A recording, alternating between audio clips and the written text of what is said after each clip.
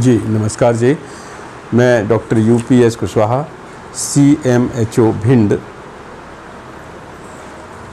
जिला भिंड में पिछले 30 वर्ष से अस्थि रोग विशेषज्ञ के पद पर पदस्थ होकर कार्यरत हूँ।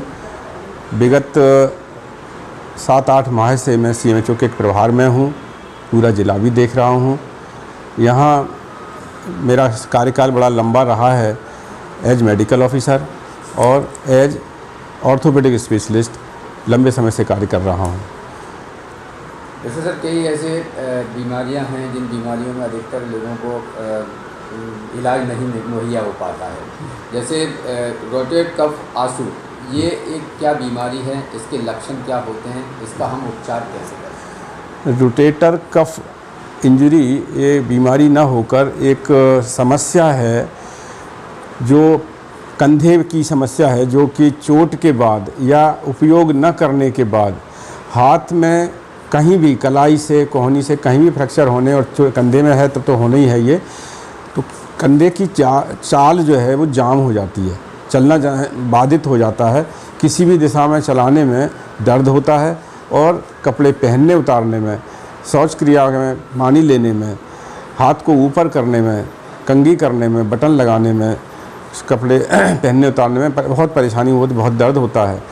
अगर ये दर्द हाथ में सुन्नाहट के साथ है तो ये न्यूरोलॉजिकल प्रॉब्लम होती है, और सुन्नाहट नहीं है तो ये केवल जोड़ की समस्या है।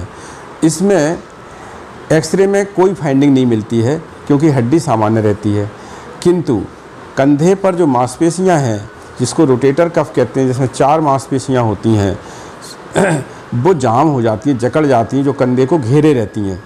उनके जकड़ने की वजह से चाल बाधित हो जाती है। दर्द की गोली बहुत अधिक आवश्यक होने पर ही लेना चाहिए। ज़्यादातर इसमें फिजियोथेरेपी काम करती है, और जिनकी विल पावर अच्छी है वो बहुत जल्दी ठीक हो जाते हैं, और जिनमें इच्छा शक्ति नहीं है वो महीनों और सालों इस समस्या से पीड़ित रहते हैं। आजकल फिजियोथेरेपी की सुविधा सब जगह उपलब्ध है। हमारे जिला चिकित्सालय में भी फिजियोथेरेपिस्ट है। इसमें वैक्स बात करते हैं, शोल्डर व्हील एक्सरसाइजेज कराई जाती हैं, शॉर्ट वेव डायथेरेपी कराई जाती है, और ये जल्दी ठीक हो जाती है। जैसे सर इसमें एक जो घरेलू टिप्स हैं, इसमें घरेलू टिप्स के लिए क्या कर सकते हैं? घर में हम किस प्रकार से इसका जो मरीज अस्पताल नहीं आ सकते, क्योंकि फिजियोथेरेपी के लिए नियमित रूप से 15-20 दिन आना पड़ता है, तब उसमें परिणाम मिलते हैं। और जो बहुत दूर रह रहे हैं शहर से, जिला चिकित्सालय से, तो वो स्वयं इसकी गर्म पानी से गीले कपड़े से सिकाई कर सकते हैं। वैक्स बाथ वो घर पर अपना व्यवस्था बना सकते हैं। एक बार सीखने के बाद तो मोम की सिकाई से चाल जल्दी खुलती है, और फिर कंधे को हर दिशा में चलाना है जेंटली। ग्रामीण लोगों के लिए मेरी सलाह ये रहेगी कि हाथ से कुटी काटने की जो मशीन होती है, उसकी खाली पहिया साइड से खड़े होके सीधी दिशा में और उल्टी दिशा में धीरे धीरे करके चलाएं तो चाल कंधे की निश्चित तौर पर 1-8 महीने में खुल जाती है। इस दरमियान लोकल दर्द की लगाना चाहिए और दर्द की गोली खाना चाहिए। जैसे सर डायबिटिक फ्रोजन शोल्डर, इसके लक्षण और इसका उपचार क्या है? डायबिटीज़ अकेले से फ्रोजन शोल्डर नहीं होता है। डायबिटीज़ से न्यूरोलॉजिकल प्रॉब्लम्स आती हैं, जिसमें हाथ में दर्द तड़कन भरा होता है, झुनझुनी सुन्नाहट होती है, चींटी काटती हैं, भारीपन आता है, ताकत कम हो जाती है, और कई बार वेस्टिंग भी शुरू हो जाती है। उसमें डायबिटीज़ में नर्व्स डैमेज हो जाती हैं। उसके लिए न्यूरोबियोन बेसिक ड्रग है। न्यूरोबियोन के आजकल एडवांस ड्रग्स भी आ गई हैं, मिथाइलकोबालामीन, लंबे समय तक लेने से ठीक हो जाती है। लेकिन सबसे मुख्य बात है डायबिटीज़ को कंट्रोल करना, एक्टिव बने रहना, दोनों टाइम घूमना, खाना खाने के बाद विशेष तौर से घूमना, और रात को खाना खा के तुरंत कभी नहीं सोना चाहिए, अन्यथा डायबिटीज़ में भी प्रॉब्लम होती है और इंडाइजेशन भी होता है। तो एक्सरसाइज और ड्रग्स, यही इसका ट्रीटमेंट है। जैसे सर एक जो शोल्डर आर्थ्रोस्कोपी, आपका क्या टिप्स, इसके बारे में क्या कहें? शोल्डर आर्थ्रोस्कोपी मेरे जिला चिकित्सालय में नहीं होती है, और ना मुझे इसका अनुभव है। आर्थ्रोस्कोपी होने लगी है बड़े सेंटर्स में, बड़ी जगहों पे। उससे जो एक्सरे में चीज़ पकड़ में नहीं आती है, वो आर्थ्रोस्कोपी से समझ में आ जाती है कि अंदर क्या कमी चल रही है, कौन सा टेंडन, कौन सी मसल, कौन सा टिश्यू कैप्सूल डैमेज्ड है, डिजेनरेटेड है, इसकी वजह से समस्या हो रही। तो जब डायग्नोसिस सही हो जाती है तो फिर उसका इलाज भी प्रॉपर संभव हो जाता है। वैसे सर हम कैसे पहचानें कि रोटेटर कफ आंसू हमको कोई प्रारंभिक ये बीमारी हो रही है, इसके बारे में विशेष हम शुरुआत से कैसे लक्षण पहचानें? कंधा एक ऐसा जोड़ है शरीर का जो 180 डिग्री तक घूम जाता है,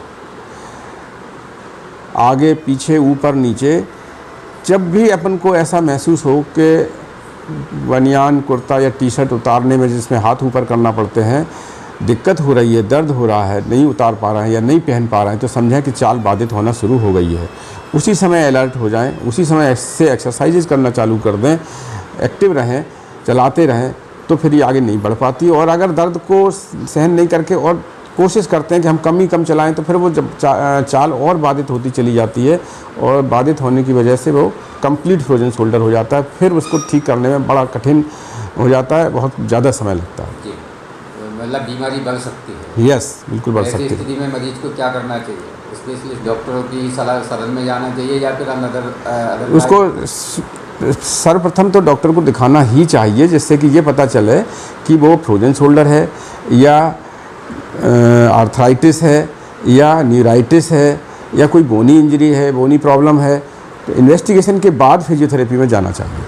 जैसे सर कभी कभी व्यक्तियों के शरीर में जॉइंटों पर पेन दर्द होने लगता है, ऐसी स्थिति में हम क्या अनुभव करें, किस प्रकार से हम बीमारी से बचें, क्या करें? जॉइंट पेन और हाथ पैरों में दर्द एक निश्चित उम्र के बाद, स्पेशली महिलाओं में 45 की उम्र के बाद और पुरुषों में 50-60 की उम्र के बाद बहुत से लोगों को होने लगता है, जो निष्क्रिय रहते हैं, जिनकी दिनचर्या एक्टिव नहीं है, एक्सरसाइज करना, घूमना, संतुलित जीवन जीना ऐसा नहीं है। तो उनको कैल्शियम की कमी से, विटामिन डी की कमी से, विटामिन B12 की कमी से जोड़ों में दर्द रहने लगता है। सबसे ज़्यादा समस्या इसमें कैल्शियम और विटामिन डी की वजह से होती है, जो ईयरली जांच कराने से पता लग जाती है अपन को। और ये सबसे बढ़िया टेस्ट होता है bone BMD, bone dexometry, bone mineral dexometry. तो बोन में BMD कराने से हड्डी की स्थिति का ये पता चलती है कि कितनी कमज़ोर हो गई है, उसमें ऑस्टियोपोरोसिस हो रहा है या ऑस्टियोमलेशिया हो रहा है, कैल्शियम कितना मोबिलाइज हो गया है। तो पहले से पता लग जाता है, तो अपन अस्थि भंग माने फ्रैक्चर से भी बच सकते हैं। तो विशेष इसके लिए खान पान की क्या व्यवस्था करें, क्या खाना चाहिए? संतुलित भोजन और दूध और अंडा लेते हैं तो अंडा, ये लेने से कैल्शियम की भरपाई होती रहती है। और विटामिन, धूप, सुबह की धूप नियमित तौर पर लेना चाहिए। जैसे सर एक नई बीमारी का नाम सामने आया है, NH1 और H3N1। हाँ जी, ये क्या बीमारी है और विशेष इसका बचाव क्या है? यह एक वायरल डिसीज़ है। वायरल डिसीजेज जो होती हैं उनका कोई तुरंत उपचार नहीं होता, क्योंकि डायग्नोसिस तुरंत नहीं बनती है, एंटीबायोटिक्स काम नहीं करते हैं, और ये उनको प्रभावित, उन व्यक्तियों को, मरीजों को प्रभावित करती है जिनकी इम्यूनिटी कम होती है, रोग प्रतिरोधक क्षमता कम होती है, जो किडनी के मरीज़ हैं, जिनको डायबिटीज़ है, जिनका लंबा इलाज स्टीरॉयड के द्वारा चल रहा है, शरीर कमज़ोर है, कोई ट्यूबरकुलोसिस है, HIV है, ऐसे मरीजों को दूसरी बीमारियां भी जल्दी लगती हैं। तो ये जो H3N1 जो नया वायरस अब आया है, ये शुरुआत में तो सबको खांसी जुकाम के ही लक्षण आएंगे, लेकिन फिर वो तेज़ी से फैलते हैं और घातक भी हो सकते हैं। ये कोरोना नहीं है, कोरोना से हटके अलग स्ट्रेन है, वायरस है। तो सावधानी यही बरतना है कि भीड़ भाड़ में न जाएं, अपनी इम्यूनिटी को सही रखें, सही में और संतुलित भोजन लें, डाइट सही रखें, एक्सरसाइज करें, है ना, पानी खूब पिएं, तो इससे बचा जा सकता है। तो बचा जा सकता है। विशेषकर जिला अस्पताल में और भी अदर जो ग्रामीण अंचल के उप स्वास्थ्य केंद्र हैं, विशेष क्या क्या नई तैयारियां चल रही हैं? ग्रामीण स्वास्थ्य केंद्रों पर सलाह ही सबसे बड़ी, बचाव ही सबसे बड़ा इलाज है। सब बेसिक बात तो ये मैं कहूँगा, जब से वो लग जाएगा, जिसको ये कंफर्म हो जाएगा कि H3N1 वायरस है, तो फिर उसको पूरा ट्रीटमेंट प्रोटोकॉल फॉलो करना ही पड़ेगा। वो नहीं हो बीमारी, इसके लिए बचाव और सुरक्षा सावधानियाँ जो जैसी मैंने बताई हैं वही सबसे उत्तम है। इसके लिए कोई टीम गठित अलग से की है किसी भी प्रकार से? हमारे यहाँ महामारी नियंत्रण के लिए एक नया पद सृजित किया गया पूरे ज़िलों में, पूरे प्रदेश में DHO 3 जो इस पर सर्विलेंस रखते हैं। कहीं से भी कोई खबर अगर ऐसी आती है तो जांच कराते हैं। विशेष क्या अपील करना चाहेंगे आप? मैं आम जनता से यही कहना चाहूँगा कि अपनी इम्यूनिटी रोग प्रतिरोध क्षमता को बनाए रखने के लिए संतुलित भोजन लें, नियमित एक्सरसाइज करें, खूब पानी पिएं, भीड़ भाड़ वाली जगह में नहीं जाएं, साफ़ सफाई का विशेष ध्यान रखें और एक्सरसाइज करें। इस तरह की जो नई नई बीमारियां आजकल आ रही हैं, इनमें वरिष्ठ और अनुभवी चिकित्सकों की सलाह के उपरांत ही दवाई लें, ये बहुत आवश्यक है।